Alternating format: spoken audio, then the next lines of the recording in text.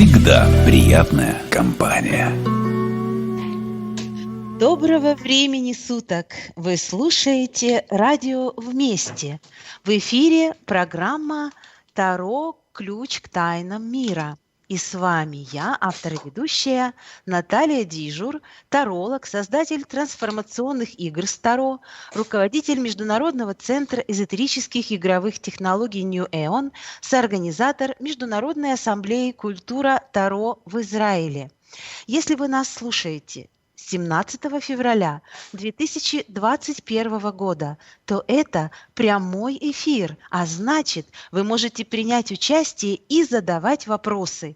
Для этого нужно написать «Хочу в эфир» на Skype «Радио вместе». Пишется латинскими буквами одним словом «Радио вместе», а ваши письменные вопросы и комментарии я буду озвучивать.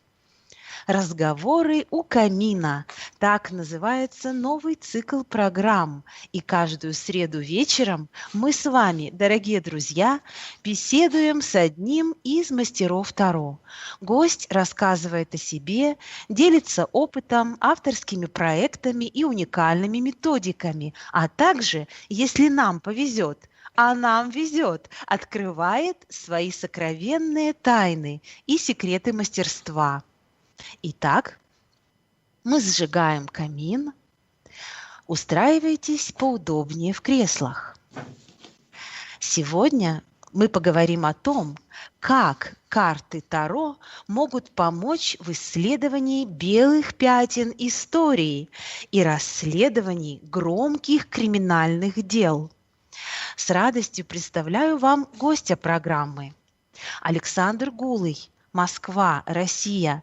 Таролог-практик, автор 4 книг по практической эзотерике, в том числе первого учебника таролога-детектива, обратите внимание, и учебника по экстрасенсорике, автор и ведущий финансовой и детективной рубрики в отраслевом журнале «Хроники Таро», расследует исторические преступления с помощью карт Таро, член Российского Таро-клуба, эксперт Русской школы Таро и Московского культурного центра «Белые облака». Добрый вечер, Александр. Добрый вечер, Наталья. Я очень рада, что вы с нами. Хочу поделиться с нашими радиослушателями странички в социальной сети. Я не могла пройти мимо. И вот что я увидела. Отец, творец, телец. Мне это очень понравилось. Это прям очень характеризует и сразу же рисует ваш образ, Александр. Спасибо, Наталья. Хочу задать вам традиционный вопрос. Мне всегда интересно, я думаю, что нашим радиослушателям, о том, как человек приходит к Таро, и вот каков его путь. И хочу я начать с самого раннего детства. Расскажите, пожалуйста, о себе, Александр, о своем детстве, из какой вы семьи. Да, я хотел сказать, во-первых, спасибо за то, что вы меня пригласили в радиоэфир. Вот. Я со своей стороны тоже не прохожу мимо вашего аккаунта, все время слежу за вами и за тем, что вы делаете. Мне это очень нравится. Вот, поэтому для меня большая честь и удовольствие быть вместе с вами. У меня, правда, у камина. Я тоже камин себе зажег. У меня, правда, электрический. Да, у меня электрический, но визуально это камин. Вот, поэтому все по-настоящему. Я надеюсь, что мы тоже поговорим о вещах, которые имеют какую-то практическую пользу для наших слушателей, потому что наши слушатели, прежде всего, я думаю, это наши коллеги в том или ином виде, там, может быть, начинающие или более опытные, которым... Самые разные у нас радиослушатели есть. Тем более, это очень хорошо. Вы меня спросили по поводу детства, да? Да, это очень интересно. Очень интересно. Откуда все происходит? Откуда все растет, да? Многие этих всех вещей. Вы знаете, я вообще много думал на тему детства и эзотерика, поскольку и сам являюсь родителем, да, и, в общем-то, я достаточно активный родитель, то есть я с детьми вожусь и на детской площадке, там, когда они поменьше были. И, в принципе, я стараюсь наблюдать. Вот действительно, этот феномен какой-то избранности, скажем так, или это качество, вот эта эзотеричность, присущая, скажем так, человеку от рождения. И я бы вот сказал, по моему опыту, мне кажется, больше второе. То есть, что, в принципе, в той или иной степени мы все в какой-то момент в жизни нашей, несмотря на то, что мы об этом забыли, были очень эзотеричны. То есть, мы видели изнанку мира, мы видели, как мир устроен, видели его в целостности своей. И мне кажется, ну это моя личная точка зрения, что со временем, желая сделать детей более защищенными, более практически адаптированными к миру, мы даем им вот этот навык аналитического мышления, когда они расчленяют реальность на объекты, и с каждым из них взаимодействуют. И тем самым мы их во многом лишаем вот этой целостности и связи с миром, возможности почувствовать в нем самое разное. Мы даем определенную картину мира, такую социально приемлемую, но этим лишаем их вот этой связи с единым. А как было в вашей жизни, в вашем детстве? В моем детстве у меня тоже, насколько я понимаю, была какая-то связь с единым. Мне нравились сказки про какие-то, скажем так, места странные, да, где обитают какие-то странные создания. У меня был, как оказалось потом, какой-то город-потолок, в который я перемещался и, значит, рассказывал воспитателям детского сада о том, что у меня там есть то-то, то-то, то-то. И они почему-то думали, что я живу действительно в каком-то месте странном. Ну, то есть родителям потом задавали вопрос, а у вас правда есть там то-то? Ну, То есть они поверили, тогда уже у вас да. дар писательства и убеждения проявился. Вот. Ну, наверное, что-то такое, да. Ну, видимо, это действительно было для меня значимым каким-то пространством. Вот. Ну и наблюдая за детьми, я могу сказать, что у многих есть что-то подобное, какие-то друзья, да, там какие-то места. И еще большой вопрос, существуют они или нет. А у меня все-таки про вас самого этот вопрос, Александр. Я Не понял, вообще. я все, да. Мне интересны вы, как гость программы. Вот как это у вас? Насколько вы помните себя в детстве? И, может быть, вы помните, как и когда вы обнаружили в себе способности к эзотерическим наукам? Насколько рано это было или это не рано было? Вот что мне интересно. Я понял, Наталья. Но обнаружил я в себе, скажем так, тягу к эзотерическим наукам, когда случился у нас 90-й год. Вот было удивительное время, когда СССР ушло в нирвану, вот, и всех распустили, да, условно говоря, по домам.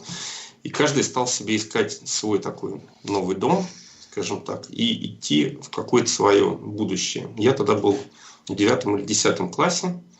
Вот, все тогда открывали вокруг меня свои реальности, да, кто-то стремился в Америку, кто-то стремился в Америку в Советском Союзе, там сникерсы открывал для себя и возможность заработать, да, уже будучи школьником. Вот. А ко мне в руки попала книжка Папиуса «Практическая магия». Я вот открыл, и прям у меня как портал такой открылся, я прям понял, что вот точняк, вот это вот реально что-то вот такое вот мое. То есть сейчас бы, кстати, я сказал, что это вот проигрался аркан мир, потому что это прям вот было что-то такое глобальное. То есть я понял, что все, вот это вот некая моя реальность, да. Пазл сложился. Да. Зов из моей личной Америки, да, там люди стремятся в одну Америку, а я хочу вот сюда. Вот, несмотря на то, что я оттуда мало что брал практически с точки зрения там исполнения каких-то там обрядов и все прочее, я вот действительно переместился на какую-то магическую линию реальности, когда я стал пытаться событиями управлять, вот, эксперименты всякие ставить. Ну, поскольку вокруг в поле никого и ничего не было, да, кроме этой книжки, скажем так, да, и подростковой энергии к экспериментам и к самоутверждению, да, то я, как я считаю, достаточно, наверное, напортачил, потому что все мои обряды и намерения и прочее закончились для меня достаточно плачевно. После одного из обрядов меня сбил автобус. Вот. И как так события, да, стали складываться, когда я понял, что я на территорию забрел, собственно, в которой ну, так не стоит себя вести. Вот.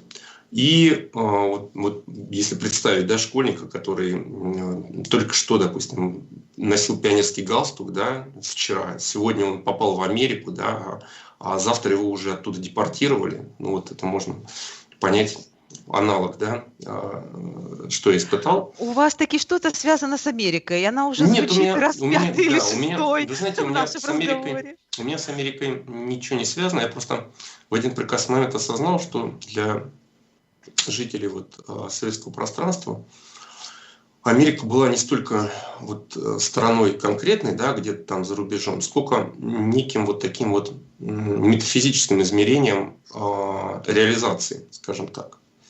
Вот. Поэтому для тех, кто в мое время родился, они это, как мне кажется, чувствуют. А хочу заметить, что современный таролог, согласно статистике, это вот человек примерно моего возраста. Вот. То есть это вот, да, 40-45 лет.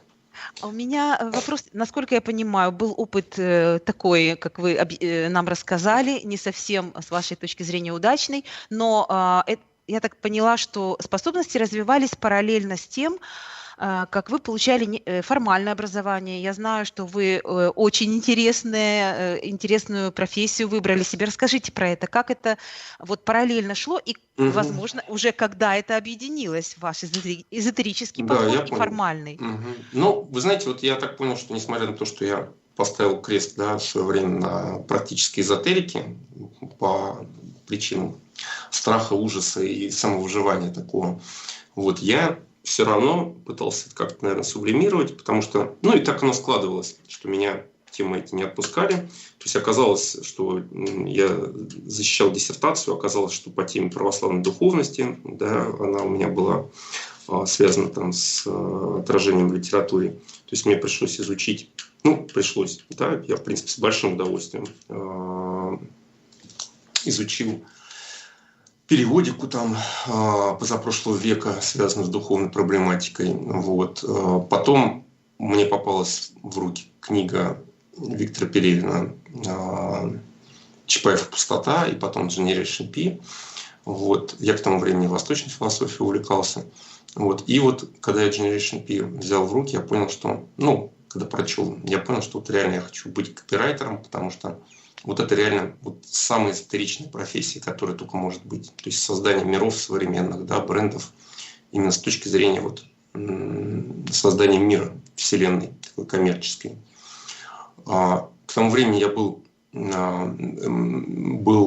главным редактором в издательском проекте крупном. Вот. И вот хотел я именно копирайтером быть. Это, в принципе, был шаг вниз по карьерной лестнице. Но вот мне все равно казалось, что редактор это все как-то так. Но это был шаг несерьезно. Да, несерьезно, а вот копирайтер это вот реально вот точняк, то, что нужно. И мне говорили, что, Александр, не надо это делать. Лучше быть хорошим редактором, чем плохим писателем. Не делайте этого. Но я вот плюнул и стал эти миры творить. Но это вот как раз творец. Вот здесь уже шаг к творцу, к творению. Да. Да, а мне интересно, каков был ваш путь к Таро, Александр? К Таро я пришел следующим шагом, да. То есть я стал, выражаясь Пелевиным, да, креатором, а не творцом. То есть я все-таки вот работаю в сфере достаточно, не то что циничного творчества, но специфическое, конечно. Вот. И в определенный момент я, поскольку мне нужно быть эффективным творцом, да, я, по сути, человек, к которому муза приходит по расписанию. То есть нету возможности ждать, пока меня вдохновение там постигнет. Вот так, у вас спланировано. Конечно, сел, и все, музы пришли. Понятно. Без проблем. Сказал им, приказал практически. И они... да, я свечку зажигаю, сажусь, и все. Получается, нужно у вас научиться. Да, годы практики и определенной техники. Но тем не менее, вот я нашел, карты Таро ко мне пришли как ответ на вопрос о творческом вдохновении. Я решил попробовать с помощью них коммерческие идеи. То есть меркантильно изначально, намерение меркантильное. Скажем так, я как практический инструмент, да, в работе их применил, добился, прям вот реально я посмотрел, реально отлично с помощью них можно моделировать, да, и выстраивать там бренд, и идею коммерческую, и рекламный ролик можно придумывать. Вот прекрасно ложится. Слушайте, просто супер то, что вы говорите, потому что, в принципе, есть некий образ таролога как шизотерика, понимаете? А вот то, что вы говорите, это совершенно другой подход. Это такой земной, тельцовский подход, рациональный подход. И это просто супер, и это отвечает на многие вопросы тех, кто только присматривается к системе Таро. Вот они ответы. Да, действительно, можно совершенно по-разному заходить в это пространство с разных, так сказать, дверок. Вот у меня была вот такая дверь. Но я на этом не остановился. Я в определенный момент, опять же, через какое-то время понял, что вот у меня вот этот зов мой к реализации в практической эзотерике, да, он прям вот есть, никуда не делся, и более того, я понял, что это уже было там лет в 30 с чем-то. Я понял, что вот там какой-то кризис определенный, да, есть возрастной у мужчин, наверное. Я понял, что я вот не должен умереть, да, не реализовав вот этот потенциал, потому что это вот мое, и бог с ним там, что будет, да, там страх, ужас, как-нибудь разберусь. Но я решил, поскольку у меня уже точка входа была не подростковый какой-то максимализм и гормоны, я уже был, уже тельцом таким, да, у меня там дети, жена, да, там я переехал жить ближе к природе, в общем, вот так вот. И я решил построить все правильно в этот раз. Не вот как человек, который там на кладбище ходит, там что-то какой-то ерундой занимается, да, сам не понимая, что, чего. По-разному бывает. Бывает, что знает, чем занимается, бывает, что не знает. Да.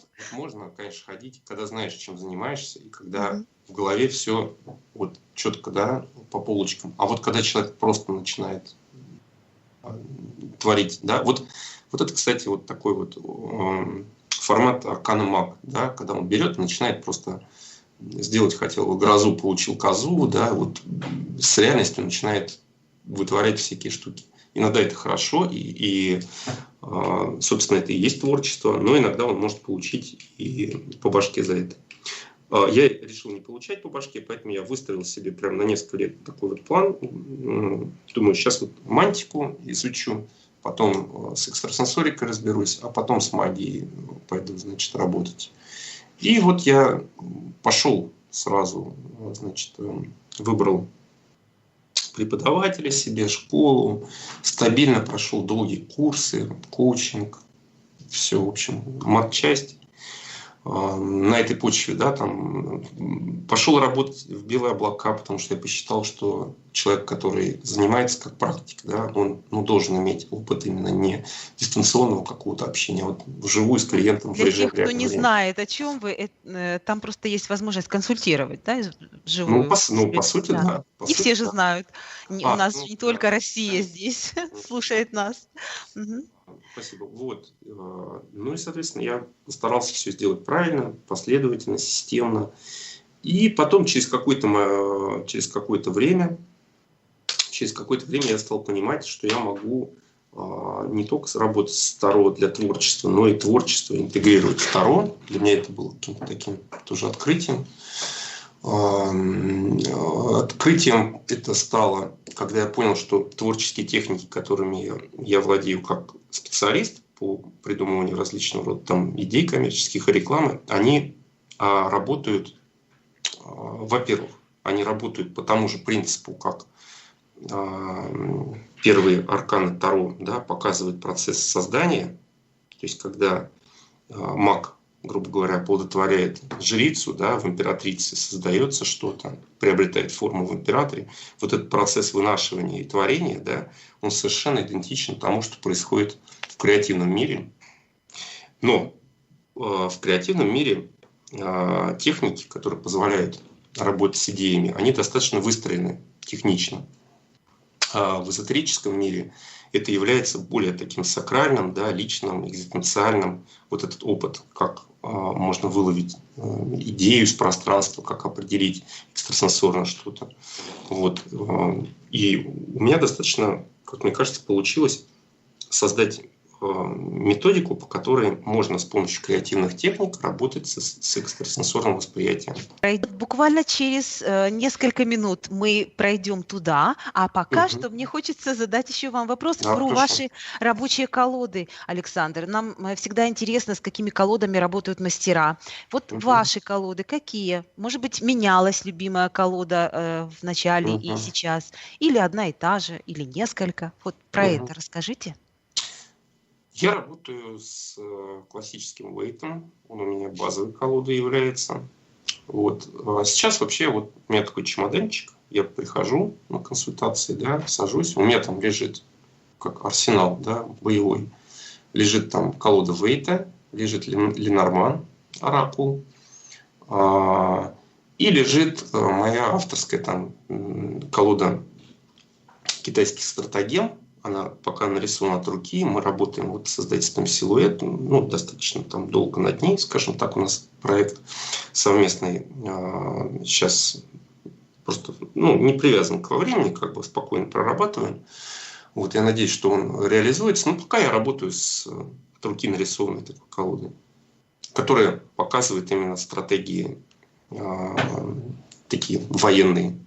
Если надо там разобрать интригу какую-то, да, там достижение цели с участием многих лиц, то можно с ней работать. И у меня вот, соответственно, вот эти 3 колоды. Кроме этого, у меня есть 2 колоды, скажем так, ну, условно авторские. Опять же, одна сделана Гранд Базар Таро.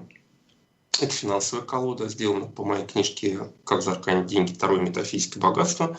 Владимир Ситников, замечательный художник, вот, один из издателей проекта «Хроники Таро», издательства «Силуэт». Он вот сделал эту колоду, реализовал ее очень красиво. Я с ней работаю по финансовой теме.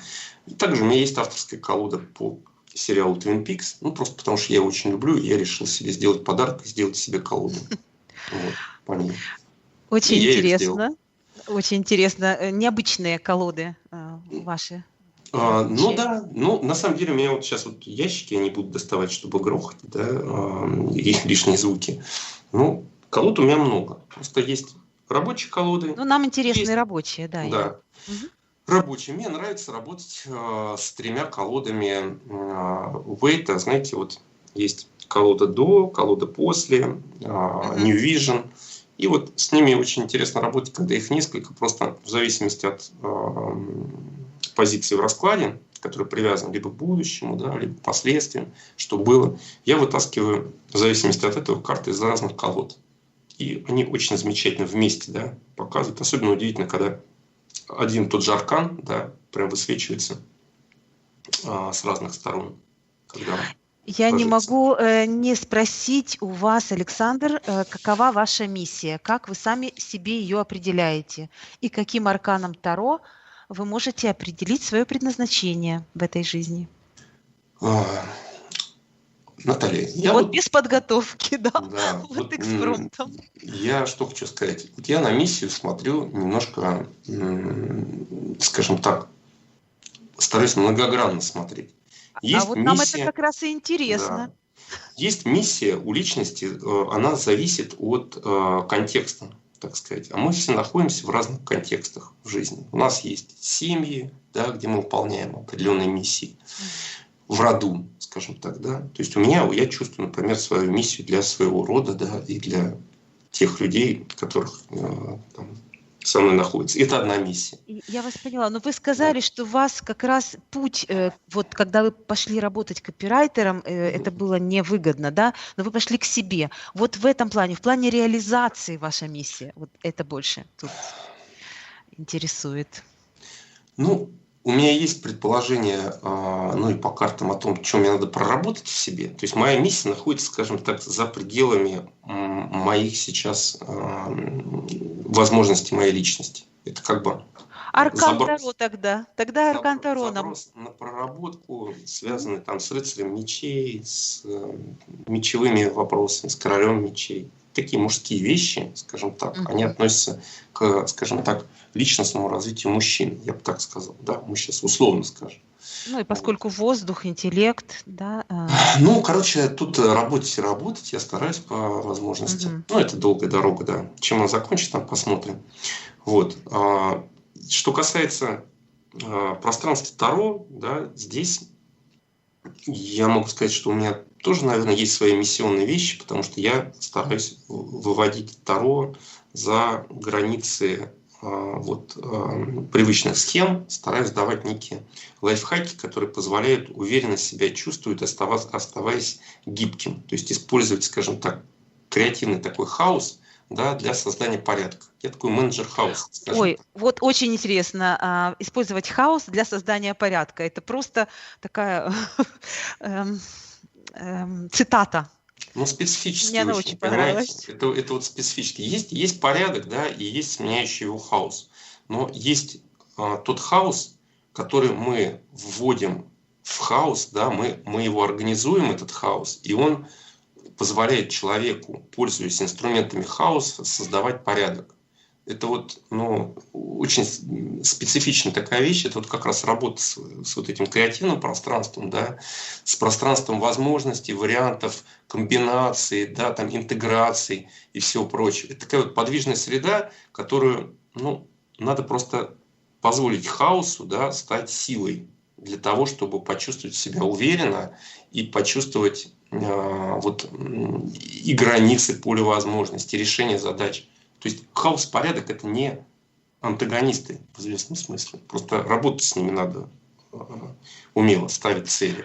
Нам уже не терпится услышать ваши уникальные методики, но мы это сделаем, дорогие радиослушатели, после музыкальной паузы. Музыкальная пауза.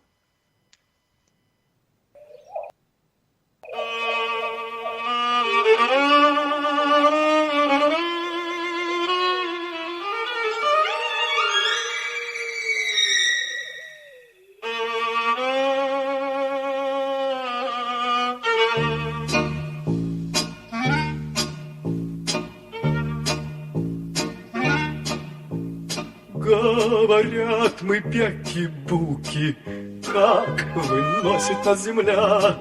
Дайте, что ли, карты в руки, погадать на короля. Ой-ля-ля, ой-ля-ля, погадай на короля. Ой-ля-ля, ой-ля-ля, Завтра дальняя дорога выпадает королю. У него деньжонок много, а я денежки люблю. Ой-ля-ля, ой-ля-ля, а я денежки люблю. Ой-ля-ля, ой-ля-ля. Короля карта бита, бит и весь его отряд. Дело будет шито-крыто, карты правду говорят. Вуаля, вуаля, Завтра играем короля. вуаля, вуаля, Завтра играем короля.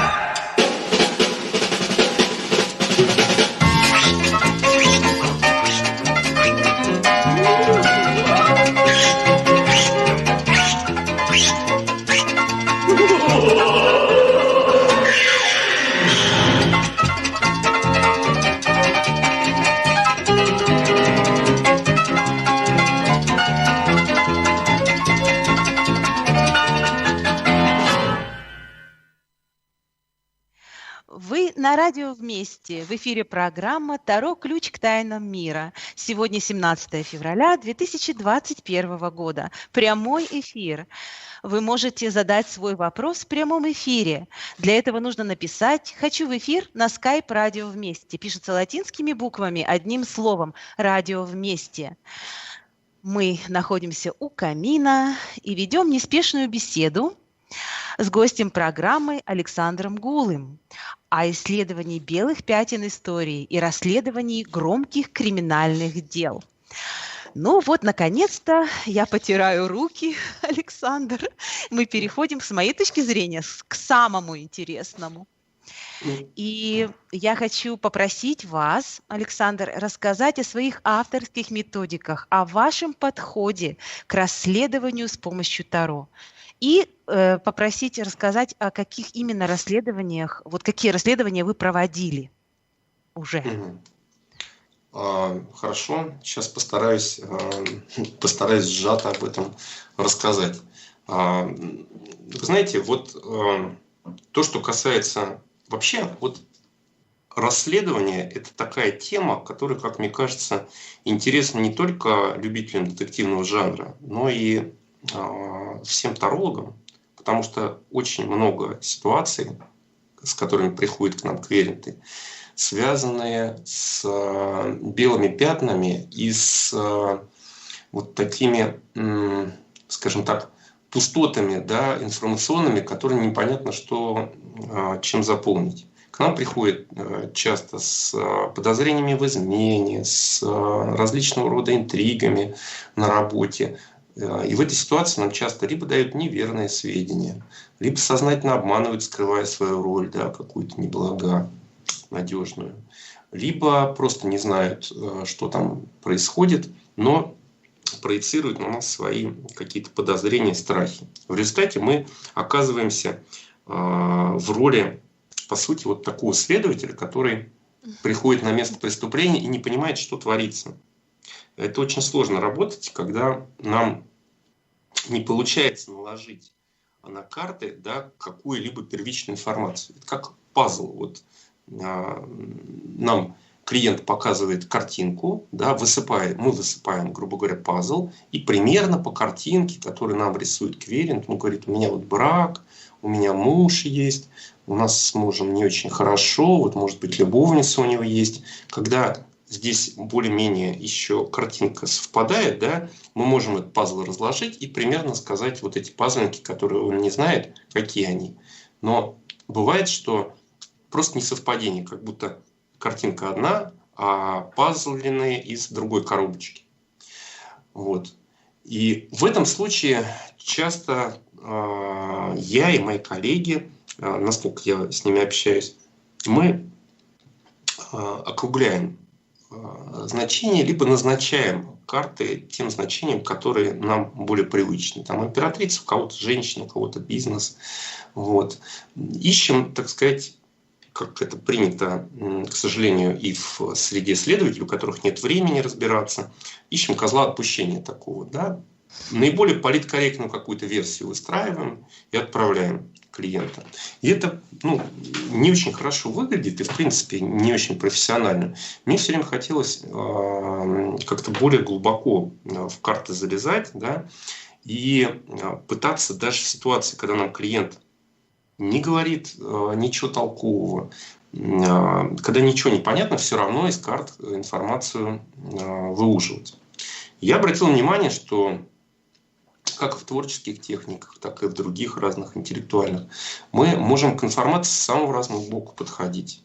Прежде всего, мы можем информацию, если мы ее не видим в лоб, мы можем информацию считывать по различного рода косвенным признакам. Пример приведу следующий. Например, вне, так сказать, детективного контекста, чтобы было понятно. Например, мы пытаемся с вами предсказать, какова будет раскладка в матче между двумя спортивными командами. Кто из них выиграет. Да? Это отдельная история, да, я тренировалась в начале своего пути.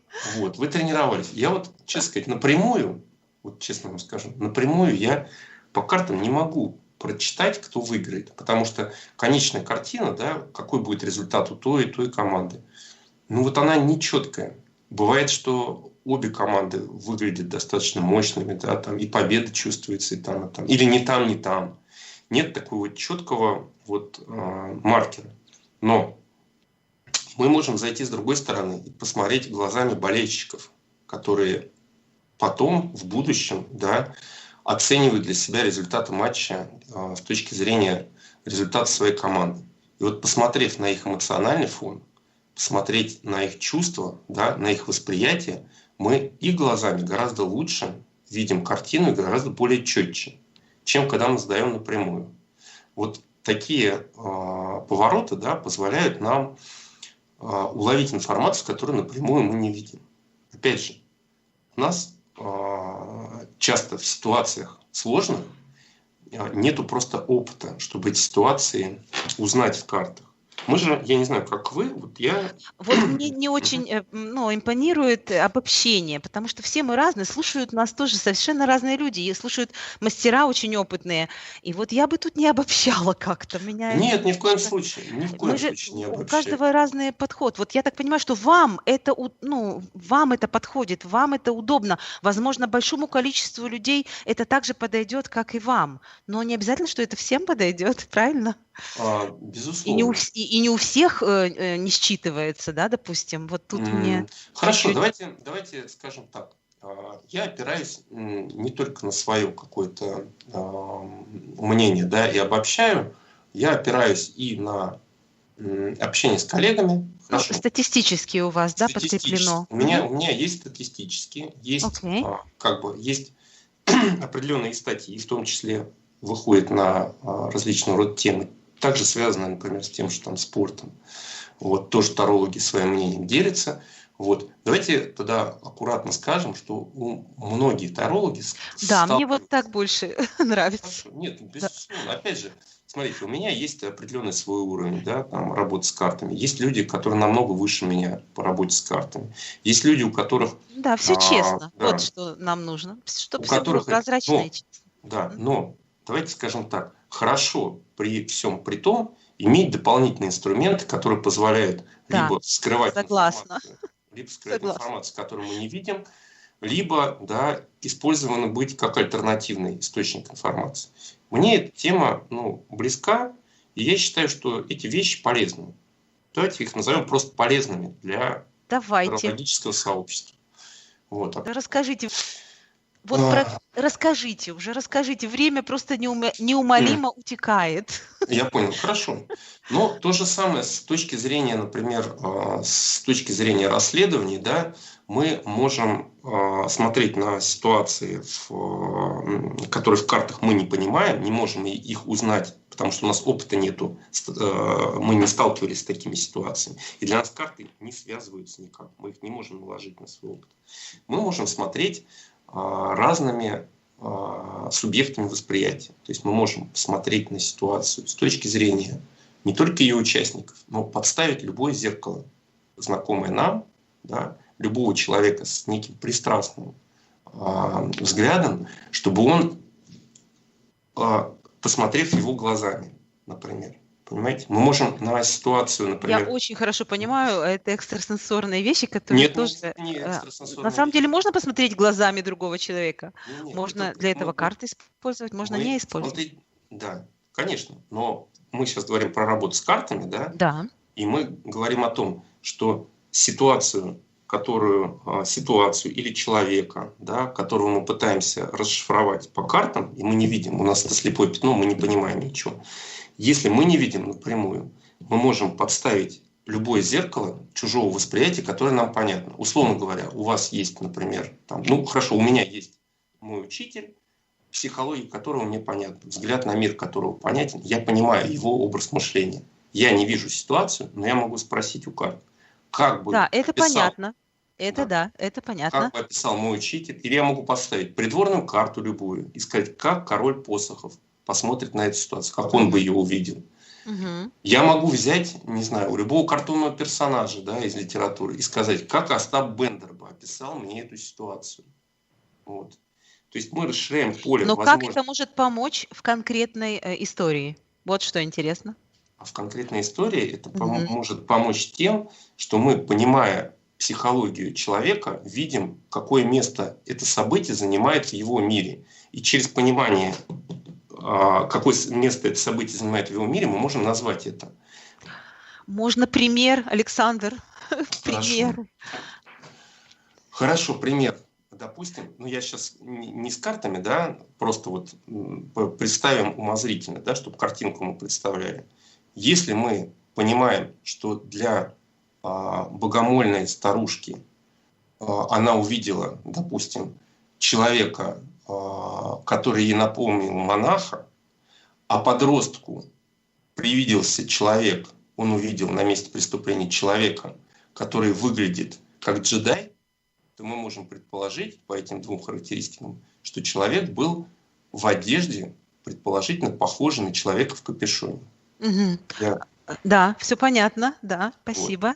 При том, что мы, смотря на человека, ничего не понимаем. У нас слепое пятно, мы его не узнаем в картах. Но посмотрев 2-3 личностями, да, То есть мы просто карты таким образом выкладываем, что это взгляд этого, Да, это персонажа, взгляд этого. взгляд этого. это Окей, взгляд этого, интересно. да, например. Либо, например, если мы не понимаем вообще ничего, происходит какое-то, что-то произошло с человеком А, никто не знает, что с ним произошло, да, мы можем уже исходя из одной только карты, да, делать, скажем так, все, поскольку у нас в непонятной ситуации, у нас же карты Таро в любом случае отражают объективное состояние дел, правильно же?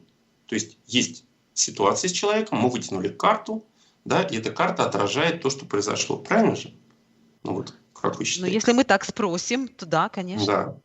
Но у нас получается, что каждый элемент этой карты тоже соответствует этой реальности. То есть если у нас карта показала, допустим, там 8 кубков, где человек идет в горы, да, то уже в этой карте заложена вся, скажем так, смысловая матрица ситуации. Мы можем уже, исходя из этой карты, выстраивать дальше вот эти линии. То есть спрашивать, куда ушел человек, откуда он шел, почему, зачем. И, соответственно, мы по одной карте, да, вот она у нас, получается, раскладывается на много-много разных уже смыслов, которые мы можем также уточнять. То есть идти вглубь аркана и смотреть там. Соответственно, мы можем проникать в ситуацию даже через одну карту. Туда дальше. Когда мы ничего не Александр, знаем. расскажите о конкретном преступлении. Я кучу удовольствия получила, Хорошо. прочитав последний номер «Хроник Таро», международный выпуск первый. И там было ваше расследование. Вот про Джека Потрошителя, леденящую душу, леденящие. Вот про эту историю или про другую, где с Хорошо. помощью Таро вам удалось некую информацию добыть. Вот это очень интересно. Да, хорошо, расскажу. Вы знаете, вообще, в принципе, у нас исторические вот звездные какие-то истории, да, связанные с преступлениями, они очень часто притянуты либо политкорректно, да, либо для громкости к какому-то вот определенному знаменателю. И когда их начинаешь разбирать по картам, они, конечно, гораздо более объемными выглядят и очень специфическими нюансами. Все люди, да, даже звезды, и у них есть очень нюансовые истории. Скажем, вот когда смотрел я «Дуэль Пушкина», да, то выяснилось, например, пентаклевая денежная подоплека какая-то практическая в этой дуэли, то есть которая связана была вот Пушкин, как у нас. О которой, в принципе, мы ничего и не знаем. Мы ничего не знаем, кроме, опять же, политкорректного, да, мнения литературоведов и историков, которые провели Пушкина по Некая определенным... версия нам была озвучена, версии, общепринятая, да. Да. Но тем не менее в ней очень много слепых пятен, и она сразу же высвечивается картами сокрытия, обмана, мутных всяких вот этих дел, да, то есть она даже по картам изначально проходит как такая закрытая, мутноватая. Луна, жрица, вот это все. Потом, когда начинаешь вглубь ее копать, обнаруживается, что люди на Черной речке встретились по пентаклевым вопросам, может быть, по денежным, по вопросам помощи, может быть, по вопросам долга, которые Пушкин имел перед Дантесом и его дядей. Совершенно по-другому разворачивается, да, вот эта ситуация. Посмотрев, с каким настроением, да, он шел на эту встречу и с каким настроением шли его оппоненты, видно, что у них не было желания особо стреляться или что-то такое. Думали, что все это разрешится и по-деловому, и они как-то просто поговорят. Да. И совершенно даже не факт, что они предполагали, что будет дуэль. Там могла быть история, что Пушкин мог быть должен денег, потому что он действительно в это время находился в не очень хорошем финансовом положении. У нас, по сути, первый, да, человек, который своим трудом, пишущим, да, кормил семью, причем с большими запросами. До него же вообще никто не платил литераторам у нас в стране. Это было уникальное такое явление. благодаря ему, кстати, пишущие люди сейчас получают деньги. Вот. Интересно. Да, очень странные события там были, которые были закрыты, за которые Пушкину было стыдно подоплеку вот этой дуэли. Мгм. Вот, Ну и поэтому, озвучили другое. Да. Озвучили совершенно другую вещь. Вот. Тот факт, что они были родственники, по сути, с Дантесом и с его дядей, да, тоже как-то особо не афишируется. Их делают оппонентами. Но то, что это члены одной семьи, у которых завязки были по целому ряду, да, вещей, не только симпатии там, к жене и все прочее, но и по финансовым вопросам, займам друг у друга, да, требованиям отдать, требованием спонсировать, да, какие-то поездки и все прочее. Вот это все на заднем плане. Вот. То же самое, если мы посмотрим другие интересные вещи. Например, вот «Перевал Дятлова» сейчас даже фильм сняли. Да, очень много об этом говорят в последнее время и разные версии. Да, а какая ваша, Александр? Вы знаете, у меня следующая версия. Вообще там высвечивается такая ситуация, что, ну, если говорить картами, да, то по пажу Пентакля и двойке посохов участники группы, студенты, физики-ядерщики, кстати, вот, они исследовали некий туз Пентаклей, то есть некий предмет, объект материального характера, да, находясь в пораженческой позиции пятерки мечей. То есть они столкнулись с чем-то, что у них не получалось, по вопросам четверки посохов. Четверка посохов в данном случае для них могла обозначать палатку, в которой они находились. И случилось непредвиденное. Повешенная двойка пентаклей, некая нестабильность, и они испугались мага. И произошло солнце. О чем могли говорить карты эти и много других, которые выпадали? О том, что вот эта вот группа туристов, которые отправились в Таганай, да, там, или в горы, отправились не просто так. У них с собой было некое исследовательское оборудование или некий объект, который они там вдали могли испытывать. Они практически все были из закрытых учебных заведений, кто-то работал научным сотрудником уже, вот, с ними вместе находился представленный к ним, значит, КГБшник, вот, тоже такой факт. Вот, у меня и известно, что у них незадолго до этого сломался обогрев палатки. Они, поскольку были физиками, да, то они придумали свою обогревательную систему для своих девушек, да, которых они не хотели заморозить, и для себя. Они много писали об этом в своей стенгазете, которую они там вечерами делали. Вот. Но у них перед привалом, на котором произошло ЧП, да, у них этот обогреватель сломался, как они написали. После него произошло ЧП. Вот у меня такая версия, она, конечно, может прозвучить странновато, но у меня ощущение, что вот этот прибор, который они исследовали, да, физики-ядерщики, они его использовали и в том числе попытались для обогрева. Вот. То есть для практических бытовых целей студенты физики-ядерщики могли попытаться ради куража перед девушками или все прочее использовать тот прибор, который они испытывали. Вот. Соответственно, он стал нестабильным. И дальше произошло то, что они убежали из этой палатки, потому что увидели, к чему это приведет. Вот. Ну, это карта Солнца, то, что вы назвали. Да? Это по сути, да. Я бы сказал, что Солнце в данном случае могло и радиацию обозначать. Радиация. Да, вот. Поэтому просто это все завязано на их взаимодействии с чем-то. Понимаете, с каким-то материальным вот этим вот объектом. Вот.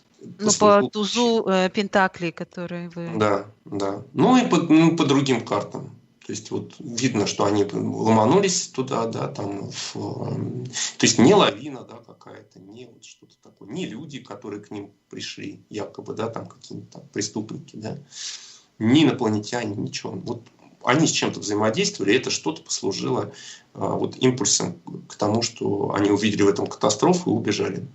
Вот, да. Да, И очень интересно. Да, но это не только у меня, я хочу сказать. Я проводил мастер-класс по вот, детективной теме в Русской школе Таро. Они меня приглашали.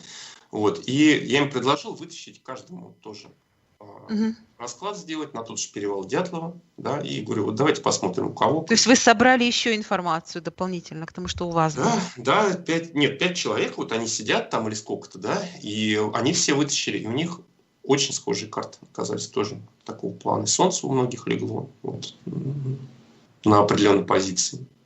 Ну, вот как-то так. Слушайте, ну вот Таро на самом деле универсальный инструмент, и вот вам интересна эта тема расследования. Вы учебник таролога-детектива написали. Это вообще уникальное, на мой взгляд, творение.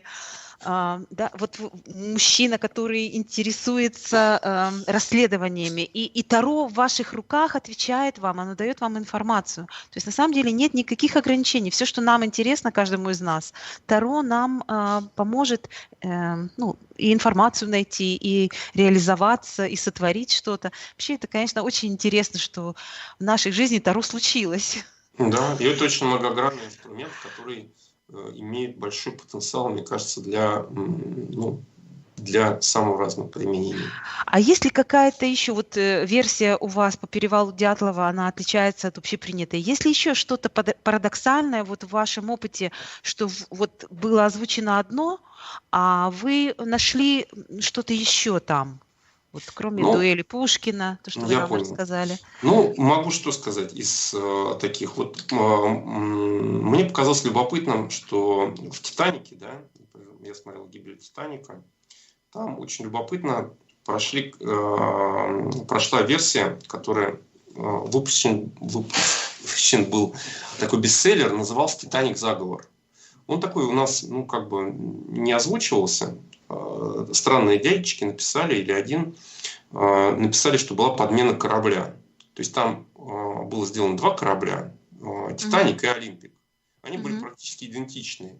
Но один из них в порт вернулся с повреждениями и должен был быть списан в неисправном состоянии. И вот эти авторы этой книги утверждали, что корабли подменили для мошенничества. То есть отправили в рейс не «Титаник», а «Олимпик» под видом «Титаника». Вот. И он в неисправном состоянии отправился. Вот. И, соответственно, там сработали разные факторы, в том числе эмоциональные. Я посмотрел, там, в общем-то, могли красоваться перед дамами офицеры, потому что они разогнали действительно судно очень хорошо. Вот, в очень расслабленном человеческий фактор. Человеческий фактор там сработал, потому что они в азарте были, и они его реально разогнали. Ну, тогда был у них такой конкурс, не конкурс. Быстрее, не быстрее придет. На слабо друг друга. На слабо, да. Там вечер был с дамами и все прочее. Интересно. Вот. Но фактор такой, что когда начинаешь эти корабли пробивать, да, оказывается действительно, что очень может даже быть, что именно «Олимпик» находился в это время в море. И с ним случилось, а «Титаник» стоял просто в порту. Вот. И это вот удивительно, потому что я случайно, соответственно, вообще вышел на эту информацию. Как-то вот мне карты, да, вывели, и я такой, начал искать. Вот как на картах смотрел, какая-то вот ерунда, да, какого характера, вот такого, какая-то подмена или что-то такое. Я начал искать информацию, была ли подмена кораблей, да, там, нашел вот эту вот книгу, теорию, пробил ее и прям вот... И проверил. И проверил, да. Ну вот так оно... На самом деле все очень просто. Но мы знаем, что все гениальное просто. До этого же нужно додуматься. Оно же все на поверхности, да, но нужно правильный вопрос задать, чтобы получить ответ. Иногда ответ сразу приходит. Я спросил, летали ли американцы на Луну? Мне выпала Луна. Вот. Но тут тоже специфика. Луна у нас карта обмана и карта Луны. И тут началось, и я потом на 3 дня ушел в карты. Вообще просто. И мне помогло только, когда я посмотрел глазами американца, который летал, вот что он в момент, когда говорили, что он летал, что он видел. И вот когда я посмотрел его глазами, как он это, да, какие у него были ощущения в этот момент, я вот понял, что реально там были они. То есть, когда мир, звезда, да, вот это все пошло, у него восприятие его, вот это вот супер восторженное. Армстронг там или кто там. Александр, можно, я бы с удовольствием говорила еще с вами, но я не могу не задать вам вопрос, который интересует наших радиослушателей. Чему вы обучаете и как стать вашим учеником? Потому что вот программа уже завершается, а я хочу услышать ответ. Ну, на данный момент я готовлю ряд, скажем так, групповых занятий и курсов, связанных с темой вот как раз креативных техник Таро, да, чтобы расширять возможности. У меня есть отдельная тема специализации по бизнесу, маркетингу, там, работе, да, есть по детективному аспекту. Вот. Сейчас на данный момент я индивидуально обучаю практике Таро, то есть для тех, кто прошел курсы базовые, но когда он вошел в практику и сталкивается с тем, что он не может себя почувствовать уверенно, да, вот я как бы руки ставлю, условно говоря, и помогаю с помощью определенных методик, да, человеку уверенно себя почувствовать, карты вот прочувствовать, увидеть. Вот. Так что пока у меня индивидуальное обучение, вскоре, надеюсь, я не только там на лекциях и мастер-классах, но и какую-то группу и какой-то курс тоже предложу. Ну, тем, кому это интересно, могут просто найти в Гугле всеведающим Александра Гулова. И да, на Фейсбуке. На Фейсбуке добавляйте. Ну и вообще, в принципе, кому интересно, в том числе и расследования, да, и тарология, и интересующиеся, кто с детективной темой дружит и любит. Добавляйтесь, будем просто дружить, как коллеги даже. Это очень интересно. Вот. Еще буквально у нас пару минут осталось. Что, Александр, вы можете пожелать тем нашим радиослушателям, которые только открывают для себя Таро? Не отступать, не сдаваться, быть разумными, вот, и не терять связи с реальностью, заземляться, я бы рекомендовал. Очень важное дополнение, да. Потому что наше дело, оно связано с такими, пространствами, да, в которых можно легко заблудиться, потеряться. Да. И это не надо делать совершенно. Благодарю вас, Александр, благодарю вас за участие в нашей программе. Я получила колоссальное удовольствие. Надеюсь, что наши радиослушатели для себя почерпнули много интересного и полезного. Это просто кладезь новой информации беседовать с вами. Спасибо большое, Наталья. И вам приятно было с вами взаимодействовать. Надеюсь, Спасибо. Не последний раз, да. Конечно. Дорогие радиослушатели, будьте здоровы и счастливы. С любовью к вам и Таро. Автор и ведущая программы «Таро. Ключ к тайнам мира» Наталья Дижур. До встречи на радио «Вместе» ровно через неделю. До свидания. Интерактивное радио. Вместе. Всегда приятная компания.